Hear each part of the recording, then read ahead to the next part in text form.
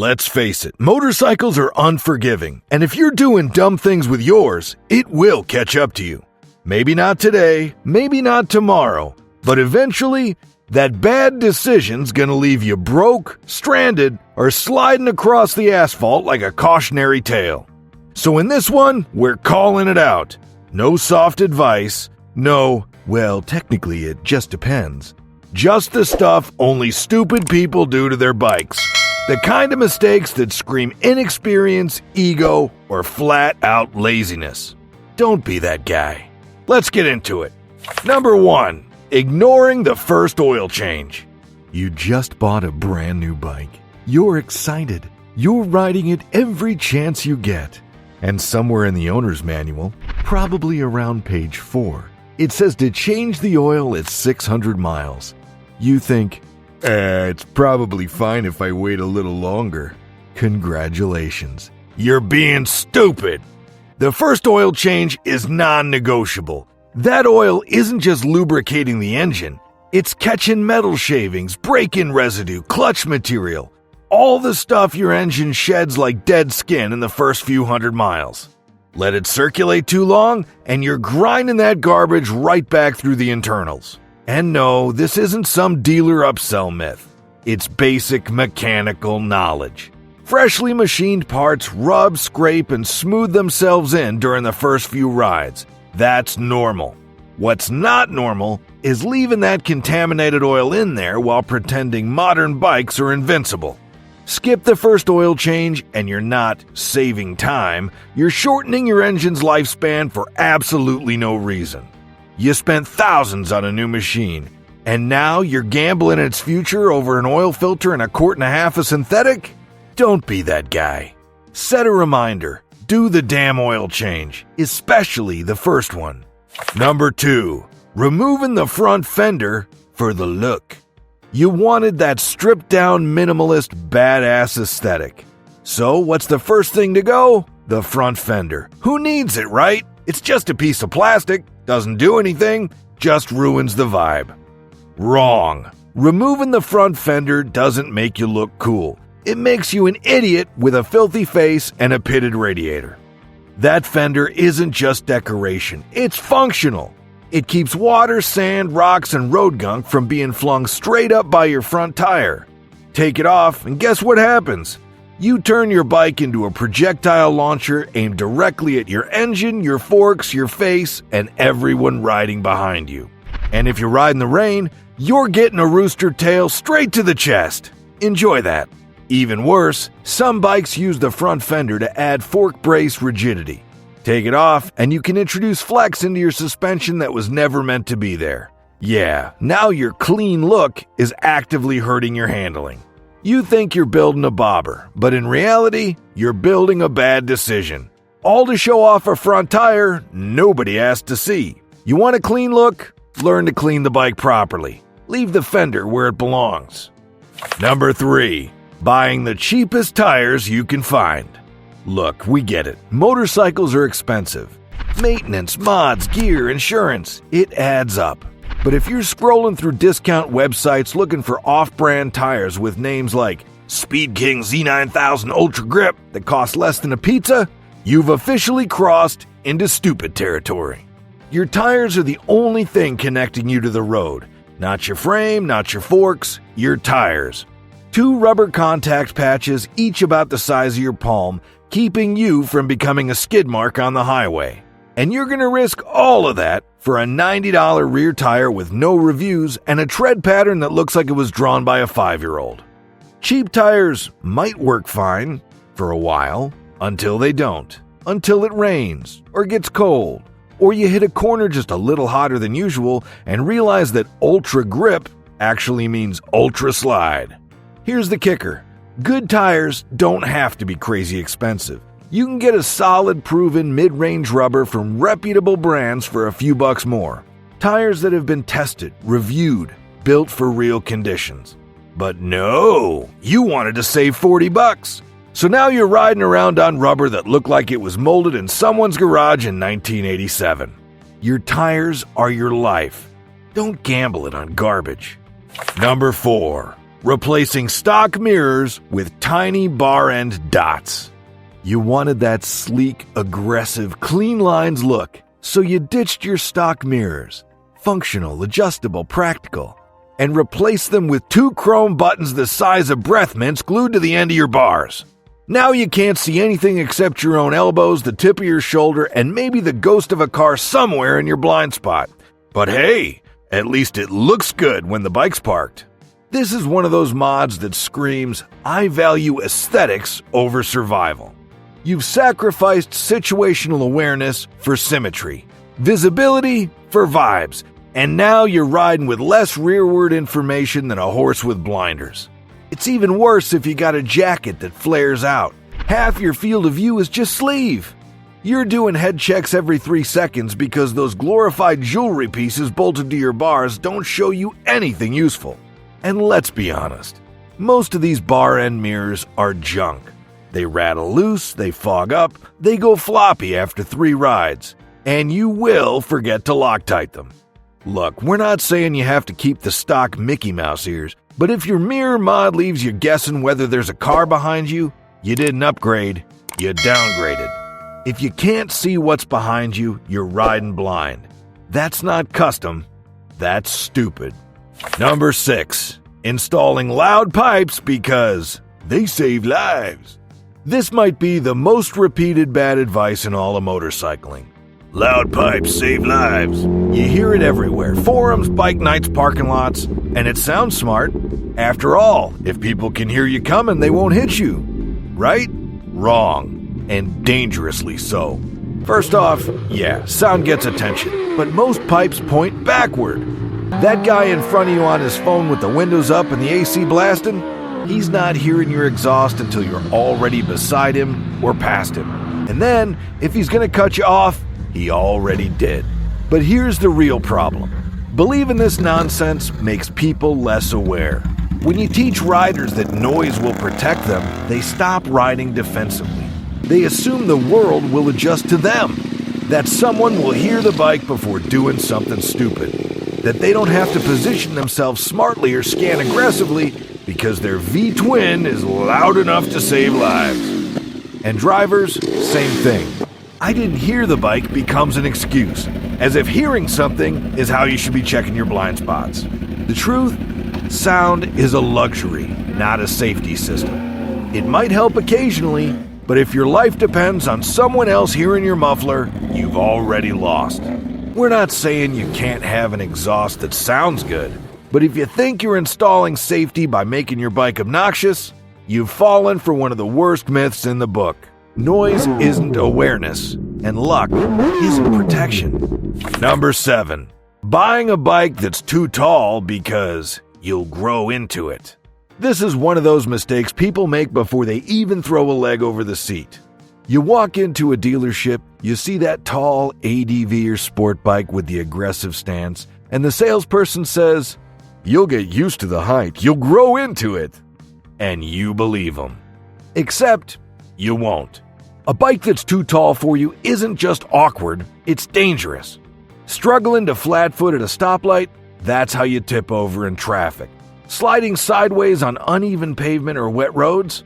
Hope you like dropping a 500-pound machine onto your ankle. You don't grow into geometry. You fight it, constantly. Every time you stop, every time you maneuver at low speeds, every time you have to back it out of a parking spot. Riding should be empowering, not a balancing act that leaves you praying for a curb to stop next to. And don't listen to the real bikers who say you just need to toughen up. That's macho BS. The best bike is the one you can control, comfortably, confidently, and without guessing if your next stop will end in a slow-motion tip-over.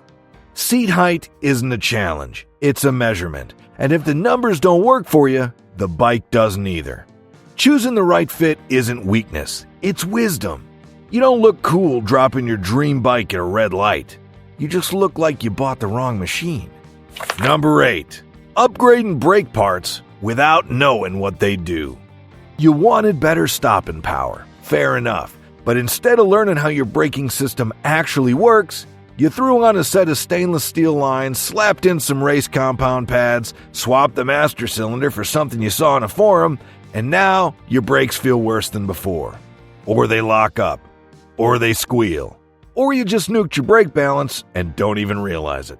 This is what happens when people mod their brakes like they're picking paint colors. Brake upgrades aren't plug-and-play stickers. They're a system.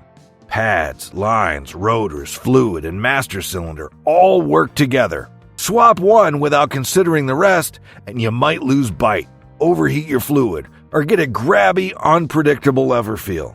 And if you're mixing street and track parts without knowing why, you're asking for trouble. Race pads, for example, need heat.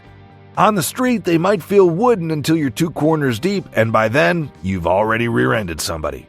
Stainless steel lines feel firmer, but if your master cylinder isn't matched properly, you just change the whole pressure curve. And don't even get started on budget aftermarket rotors. Some of them warp if you look at them wrong. Brakes are the most important system on your bike. Upgrading them can be great, but only if you understand how each part affects the whole. If you're guessing, you're not upgrading, you're experimenting with your life. Number 9. Neglecting the chain because it looks fine. You look at your chain. It's not orange, it's not rattling, it's not laying in the street behind you. So you think, looks fine to me, and you keep riding. Congratulations, you're ignoring the single most abused, overlooked, and crucial moving part on your entire bike.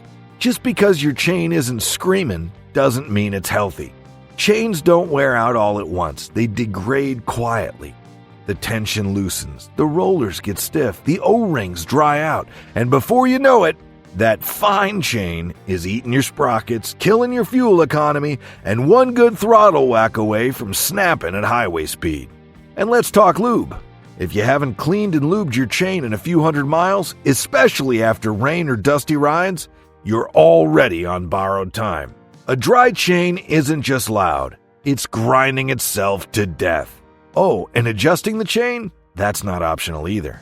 Too tight? You're overloading your bearings and transmission. Too loose? It could derail or slap around like a jump rope at speed. Want to know how many mystery noises from the rear end are actually just neglected chains? A lot. Want to know how many of them are avoidable? All of them. Your chain isn't maintenance, it's mandatory. Check it, lube it, adjust it, or prepare for an expensive lesson. Number 10. Buying a bike that doesn't fit your life, just your ego. You saw the reviews, you saw the ads, you saw your favorite YouTuber ripping wheelies on a canyon road in full race leathers. So you walked into the dealership and bought the dream bike, the leader sport bike, the huge ADV rig, the chrome cruiser with floorboards the size of ironing boards. And now you hate it. You hate the riding position. You hate backing it out of the garage. You hate how hot it gets in traffic. You hate that every ride feels like a chore, and you're not sure why. Here's why. You didn't buy a bike that fits your actual life. You bought a fantasy, and now you're living in its reality. You commute 5 miles in traffic, but bought a track weapon. You live in a 3rd-floor apartment and got a 600-pound cruiser. You've never touched gravel, but you own a full-blown adventure bike with panniers you've never opened. And it's not just a comfort thing. It's a safety thing. Riding a bike that's too much, too big, or too wrong for your day-to-day makes you hesitant, awkward, and distracted. And that's when mistakes happen. There's nothing wrong with having a dream bike. But there's something very wrong with owning a motorcycle that doesn't work for your roads, your commute, your body, or your skill level. Don't buy the fantasy. Buy the bike that makes you want to ride every day, not the one that looks good in someone else's reel. Number 11. Trust in the fuel gauge like it's gospel.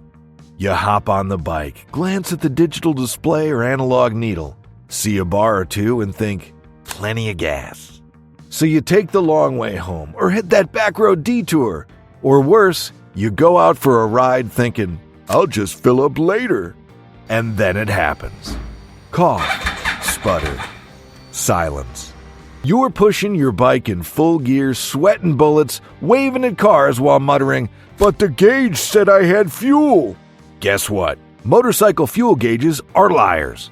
Some are optimistic, some are lazy, some don't move until you're halfway empty, then plummet like a cliff dive. Others bounce up and down with every hill and bump like they're guessing your fate on vibes.